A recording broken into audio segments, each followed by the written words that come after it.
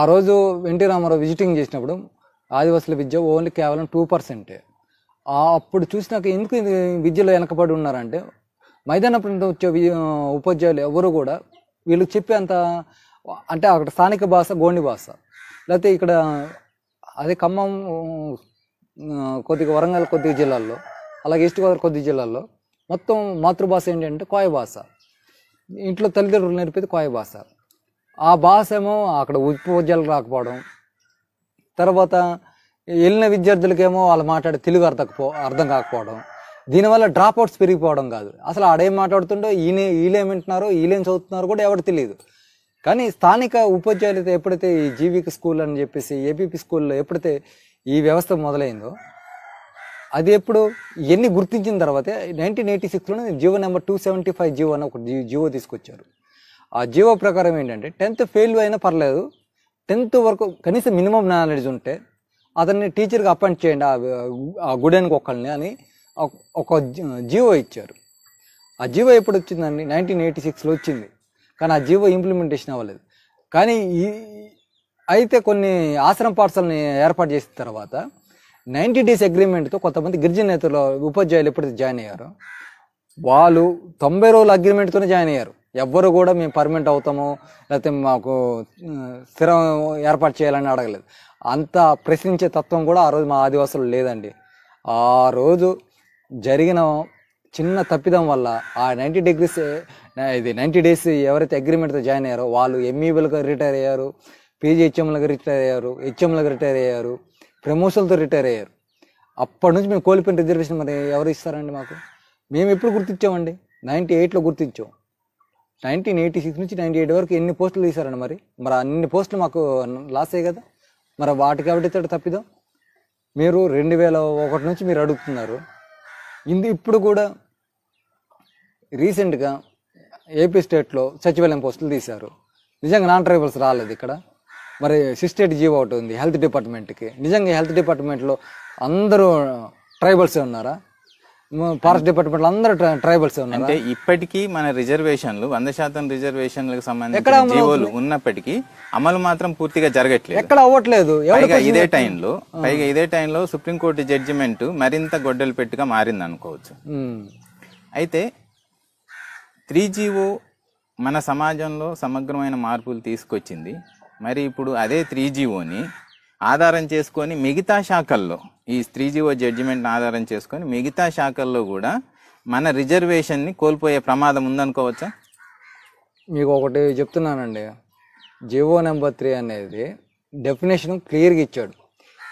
Who is Born of the 1950 before January 26, అంటే 1950 January 26కు ముందు ఎవడైతే పుట్టి ఉంటారో, స్థిర నివాసం ఏర్పరచుకొని అక్కడ ట్రైబల్ గుర్తించబడ్డ ఒక తెగ ఎవరైతే ఉందో ట్రైబల్గా, ఆ తెగకి ఏజ్ సర్టిఫికేట్ ఇవ్వచ్చు అని చెప్పేసి క్లియర్గా జడ్జిమెంట్లో ఉంది.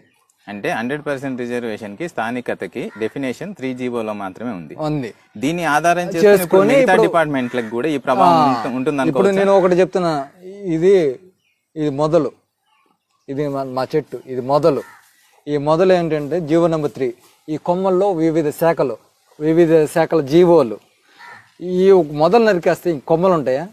సో ఏజెన్సీ ప్రాంతపు అభివృద్ధి లేదా రిజర్వేషన్లు లేదా ఆదివాసీ సమాజం ఇప్పుడిప్పుడే ఉద్యోగ రంగాల్లో ఆధారంగా అభివృద్ధి చెందుతున్న ఈ అభివృద్ధి అంతా కూడా ఇప్పుడు కుంటుపడిపోతుంది అనుకోవచ్చు. ఖచ్చితంగా అండి. దీంట్లో ఇటువంటి ఇప్పుడు సబార్డినేట్ పోస్టులో 33 శాఖలు ఉన్నాయి. 33 శాఖలు కూడా ఇంకెటువంటి ఇంప్లిమెంట్ ఉండదు.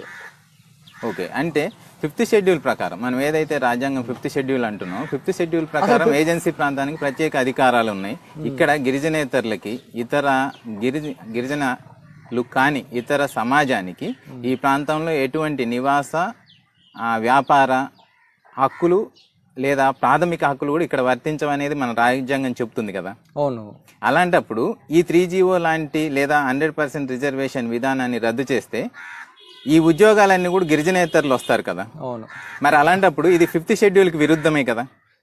ఖచ్చితంగా అండి. నేను అంటే ఉద్యోగ రీత్యా కూడా గిరిజనేతరులు వలస రావడం అనేది రాజ్యాంగ విరుద్ధమే. అంటే ఉద్యోగ ఆధారంగా కూడా ప్రభుత్వం గిరిజనేతల్ని ఉద్యోగస్తుల్ని ఇక్కడ పంపించడం కూడా ఇది వలసవాదం కిందకే వస్తుంది కదా. నేను ఒకటే ఉదాహరణ చెప్తానండి. 1874లోని షెడ్యూల్ ఏరియా డిస్ట్రిక్ట్ యాక్ట్ అని ఒకటి తీసుకొచ్చారు. దాని అర్థం ఏంటి? షెడ్యూల్ ఏరియా డిస్ట్రిక్ట్ యాక్ట్ పెట్టినప్పుడు ఏజెన్సీ ప్రాంతంలోకి మీరు వలసలు రావద్దని చెప్పేసి అప్పుడు బ్రిటిష్ గవర్నమెంట్ పెట్టింది. ఇది 1874లో పెట్టినప్పుడు కూడా వలసలు ఆగలేకపోయాయి. కనీసం వాళ్ళు భూములకు రక్షణ కల్పిద్దామని చెప్పేసి 1917లో ఒక ల్యాండ్ ట్రాన్స్ఫర్ రెగ్యులేషన్ యాక్ట్ తీసుకొచ్చారు. అయినా సరే ఆగలేదు. తర్వాత ఎప్పుడైతే ఇండియన్ గవర్నమెంట్కి స్వతంత్రం వచ్చిందో 1/59 యాక్ట్ తీసుకొచ్చారు. 1/59 యాక్ట్ తీసుకొచ్చినా కూడా వలసలు ఆగలేదు. 1/63 తీసుకొచ్చారు, ఆగలేదు. లాస్ట్కి శ్రీకాకుళంలో జరిగిన సాయుధ పోరాటం ఫలితంగా 1/70 యాక్ట్ వచ్చింది. అంటే దీని క్రమం కూడా ఒక 100 సంవత్సరాల పోరాటమే. ఏది కూడా అడ్డుగోలుగా రాలేదండి. అంటే ఇప్పుడు ఈ తీర్పు 1/70కి కూడా విరుద్ధంగా ఉందని చెప్పుకోవచ్చు. ఖచ్చితంగా. అంటే వలసల్ని నియంత్రించాల్సిన ప్రభుత్వము వలసలు ప్రోత్సహిస్తుంది. ఇప్పుడు అంటే వలసల్ని ప్రోత్సహిస్తుంది లేదా ఒక విధంగా అంటే హక్కుల్ని అధికారాల్ని అమలు చేయండి, చేయించండి అని ప్రభుత్వాలని సూచించాల్సిన, ఆజ్ఞాపించాల్సిన న్యాయస్థానమే రాజ్యాంగ అధికారాలకి హక్కులకి విరుద్ధంగా ప్రభుత్వాన్ని ప్రోత్సహించే రకంగా ఈ జడ్జిమెంట్ ఉందనుకోవచ్చా? ఖచ్చితంగా అండి. ఇప్పుడు వలసల్ని అరికట్టాల్సిన ప్రభుత్వమే వలసలను ప్రోత్సహిస్తున్నట్టు ఉంది జడ్జిమెంట్. ప్రోత్సహించండి అంటున్నట్టే ఉంది. అంతే ఉంది. మీరు రండి బాబు, ఇక్కడ ఆదివాసులు అంటే అమాయకులు దోచుకోండి అంటే 100% రిజర్వేషన్ రాజ్యాంగ విరుద్ధం కాదు, ఆ జడ్జిమెంటే రాజ్యాంగ విరుద్ధం అనుకోవచ్చా? ఖచ్చితంగా. ఇప్పుడు ఒక బ్రిటిష్ వాడైనా మాకు కొద్దిగా భూమి మీద హక్కిచ్చాడు, ఇంకా వీడొచ్చి మమ్మల్ని వాళ్ళు దోచుకోండి, అమాయకులు ఉన్నారు ఇక్కడ అన్నట్టు ఉందండి. సరే, ఇప్పుడు ఇంత ఆల్రెడీ 3GO నేపథ్యం కూడా మీరు చెప్పారు.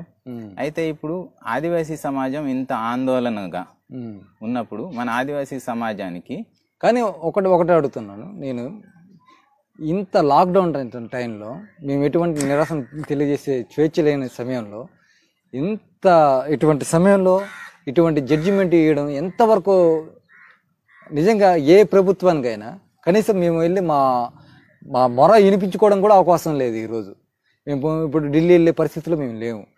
ఇప్పుడు సుప్రీంకోర్టు ఇచ్చారు, దులుపుకున్నారు. అసలు మా రిజర్వేషన్ విషయంలో కలెక్ట్ చేసుకోవడానికి నేను ఒకటే అడుగుతున్నాను. మీరు ఆర్టికల్ 341 ఉంది, ఎస్సీలని డివైడ్ చేసినప్పుడు ఆర్టికల్ 341లో ఒకటి క్లియర్గా జడ్జిమెంట్ ఇచ్చింది. ఎస్సీ రిజర్వేషన్లో కలెక్ట్ చేసుకోవడానికి ప్రభుత్వానికి, రాష్ట్ర ప్రభుత్వానికి కానీ కేంద్ర ప్రభుత్వం కానీ ఎటువంటి లేదు, అది పార్లమెంట్లో బిల్ అవ్వాలన్నారు. అలాగే ఆర్టికల్ 342 మా ట్రైబల్కి సంబంధించింది.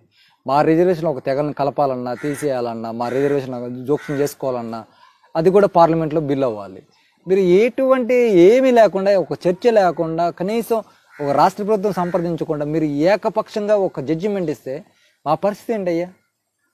మా పరిస్థితి ఏంటి చెప్పండి. ఇప్పుడు మేము అభివృద్ధి పొలాలు అందుకోవాలా వద్దా?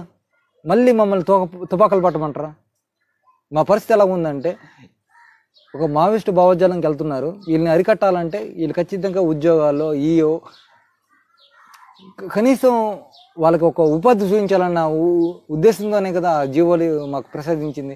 ఈరోజు ఆ ఫలాలను కూడా మీరు అందుకోనికుండా ఇంత ఏకపక్షంగా, మరి ఇంత క్రూరంగా మీరు సరే కాశ్మీర్లో చేశారు, ఆర్టికల్ 370లో కాశ్మీర్లో చేశారంటే అది మీ సమస్య అనుకున్నాం. కానీ ఒక ఆదివాసి పొట్టగొడుతున్నారు, ఎంతవరకు సమంజసం? రేపొద్దున ఈరోజు కాశ్మీర్లో ఉగ్రవాదం పెరిగిందంటే అది వేరు, రేపొద్దున ఆదివాసీ ప్రాంతాల్లో కూడా మావోయిజం పెరిగిద్ది. దానికి తప్పిదానికి ఎవరండి? ఓకే, ఇప్పుడు సుప్రీంకోర్టు జడ్జిమెంట్ ఇస్తూ ఇంకో కామెంట్ కూడా చేసిందండి. ఆల్రెడీ మనం దశాబ్ద కాలంగా మన రిజర్వేషన్లు 100% ఆదివాసీలకి ఏజెన్సీ ప్రాంతంలో ఉన్న రిజర్వేషన్లన్నీ కూడా మన పూర్వీకులు తరతరాలుగా మనం చేసిన పోరాటాల ఫలితంగా దక్కిన ఈ హక్కులు, ఈ రిజర్వేషన్లు, వీటిని 76లో ఎస్టీ జాబితాలో చేర్చబడిన గిరిజనేతర కులాలు దోచుకుంటున్నారు. 100 ఉద్యోగాలలో 98 ఉద్యోగాలు ఈ గిరిజనేతర కులాలయల్లే ఎస్టీ ముసుగులో దోచుకుంటున్నారు, వీళ్ళని ఎస్టీ జాబితా నుంచి తొలగించండి అని దశాబ్ద కాలంగా ఆదివాసీ సమాజం అంతా ఉద్యమం చేస్తుంది, ఇదే తెలుగు రాష్ట్రాల్లో. ఈ నేపథ్యంలో సుప్రీంకోర్టు ఒక కీలకమైన వ్యాఖ్యానించింది.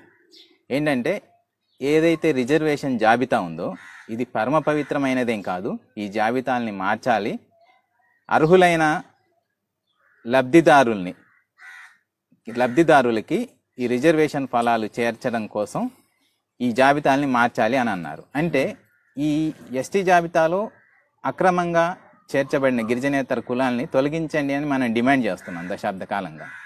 ఈ వాక్యం మనకు అనుకూలంగా వచ్చింది అనుకోవచ్చా? నిజంగా ఇది నేను కామెంట్ చేయకూడదు, ఎందుకంటే కంట్రోల్ ఆఫ్ కోర్ట్ అయింది, అది సుప్రీంకోర్టు జడ్జిమెంట్ అది. ఎందుకంటే ఒక సుప్రీంకోర్టు అలాంటి జడ్జిమెంట్ ఇస్తుందని నేను ఊహించలేదు, కల్లో కూడా ఊహించలేదు ఎవరు కూడా. ఎందుకంటే ఈరోజు మరి అలా అనుకున్నట్టయితే నువ్వు 1950 అని పెట్టిందే మీరు 1950 ఉన్న వాడిని డెవలప్ చేయడానికి చూడండి. నువ్వే ఒకే జడ్జిమెంట్లో రెండు. అలా కాదు, మనం దశాబ్ద కాలంగా లంబాడి అదే అంటున్నాం, వీళ్ళని తొలగించండి అని డిమాండ్ చేస్తున్నాం. దానికి వస్తున్నా డిమాండ్ చేస్తున్నాం. ఇప్పుడు సుప్రీంకోర్టు కూడా అదే కామెంట్ చేసింది, ఈ జాబితాల్ని మార్చండి అని అంది. అంటే ఈ వ్యాఖ్యానం మన డిమాండ్ కి అనుకూలంగా ఉంది కదా? ఎక్కడ అనుకూలంగా ఉందండి? మీరేమంటున్నారు? వాళ్ళని కూడా కలిపేయండి వాళ్ళని అన్నట్టుంది ఈక్వల్గా. అదే దాంట్లో 76లో ఎలా వస్తుందండి? 1950 నుంచి అని మేము మొత్తుకుంటున్నాం, గొంతు చించుతున్నాం. అదే ఇప్పుడు సుప్రీంకోర్టు అదే అంటుంది. అంటే అభివృద్ధి చెందిన వాళ్ళని జాబితాలో నుంచి తొలగిస్తూరండి అంది. అలాంటప్పుడు ఇంతకాలం ఆదివాసీల రిజర్వేషన్లని ఎక్కువగా అనుభవించింది. అంటే ఇది మనకు అనుకూలంగా, మన ఉద్యమానికి అనుకూలంగా ఉందనుకోవచ్చు ఈ వ్యాఖ్య. ముందు వాళ్ళు తొలగించిన తర్వాత ఆ మాట మాట్లాడితే సుప్రీంకోర్టుకి మేము 2 దండాలు పెడతాం. అంటే మాటలకు పరిమితం కాకుండా చేతల్లో చూపించమంటారా? ఇప్పుడు మమ్మల్ని జీవన నంబర్ తీసేశారు కదా, ఆ తీసేసినట్టు వాళ్ళని కూడా తీసేస్తే 2 దండాలు పెడతాం. ఎందుకంటే ఈరోజు మేము కేవలం టీచర్ పోస్టులకి, అటెండర్ పోస్టులకి, ఒక ఫారెస్ట్ డిపార్ట్మెంట్కి, లేకపోతే హెల్త్ డిపార్ట్మెంట్కి, లేకపోతే చిన్న అటెండర్ పోస్టులకి, లేకపోతే ఒక డ్రైవర్ పోస్టులకి, వీటికి పరిమితం. మేమేమి గ్రూప్ 1, గ్రూప్ 2, గ్రూప్లు ఆ ఆఫీసర్ల స్థాయిలో మేము ఇంతవరకు ఎవరు ఎదగలేదు మా జాతిలో. నాకు తెలిసి ఎప్పుడో 100కి 1, కోటికి 1 ఉన్నాడు. ఆ పని చేయమని చెప్పండి, ఆ తీసేసిన తర్వాత అప్పుడు మాట్లాడమని చెప్పండి. ఓకే, అయితే ఇప్పుడు ఇంత ఆందోళనగా ఉన్న మన ఆదివాసీ సమాజానికి యాజ్ ఏ అడ్వకేట్గా, యాజ్ ఏ సీనియర్ ఆదివాసీ నాయకుడిగా మనం ఈరోజు ప్రభుత్వం మీద రివ్యూ పిటిషన్ కోసం ఎలాంటి ఒత్తిడి తీసుకురావాలి? మేము రివ్యూ పిటిషన్ ఏమి అడగట్లేదు.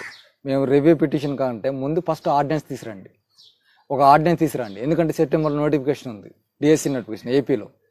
ఈ ఏపీలో నోటిఫికేషన్ ఉంది కాబట్టి మీరు ఆర్డినెన్స్ తీసుకొచ్చి ఎవరైతే ఏజెన్సీ ప్రాంతాలు ఉన్నారో 100% పోస్టులు మేము ఇస్తున్నామని చెప్పేసి మీరు ఆర్డినెన్స్ తీసుకొచ్చి ఆర్డినెన్స్ని ఇంప్లిమెంట్ చేయించండి. ఎందుకంటే నేను ఒకటి కూడా ఉదాహరణ చెప్తున్నాను.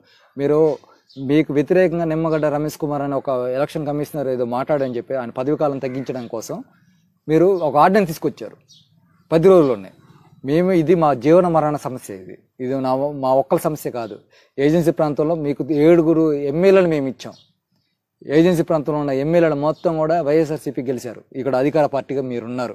మీరు దయచేసి మేము ఒకటే రిక్వెస్ట్ చేస్తున్నాం, మిమ్మల్ని నమ్మిన ఆదివాసులకి మీరు న్యాయం చేయాలనుకుంటే మాత్రం మీరు వెంటనే ఆర్డినెన్స్ తీసుకురండి. ఆర్డినెన్స్ తీసుకొచ్చి ప్రభుత్వం తరపున రివ్యూ పిటిషన్ మీరే ఫైల్ చేయండి. మీరు అలాగే తెలంగాణ గవర్నమెంట్ కూడా ఉంది, వాళ్ళు కూడా ఒక బాధిత రాష్ట్రమే, వాళ్ళతో మీరు సమన్వయం అవ్వండి. కాకపోతే మీ ట్రైబల్ లీడర్స్గా మేమందరం సహకరిస్తాం. మీరు సమన్వయంతో పనిచేయండి. మీరు ఆర్డినెన్స్లు 2 ప్రభుత్వాలు తీసుకురావాలి. ఏ నోటిఫికేషన్ వచ్చినా మాకు ఎటువంటి అన్యాయం జరిగినా మాత్రం రేపు పొద్దున ఏజెన్సీ ప్రాంతంలో భారీ మూల్యం మీ 2 పార్టీలు చెల్లించుకోవాల్సిన అవసరం ఉంటుంది. ఎందుకంటే అధికార పార్టీలు మీరున్నారు కాబట్టి మీ యొక్క స్వలాభాల కోసం మీరు ఆర్డినెన్స్ తీసుకొచ్చి రాగలుగుతున్నారు. కానీ మా యొక్క ఈరోజు ఇప్పుడు అభివృద్ధి ఫలాలు అందుకుంటున్న ఆదివాసుల కోసం మీరు ఒక ఆర్డినెన్స్ తీసుకురాకపోయినా, లేకపోతే మాకు ఎటువంటి న్యాయం జరగకపోయినా దానికి మాత్రం మూల్యం మీదే. రేపొద్దున ఎటువంటి పరిణామాలు ఏం సంభవించినా దానికి కారణం ఎవరంటే అధికార పార్టీలో ఉన్న నాయకులు, ఆ పార్టీ ప్రతినిధులు.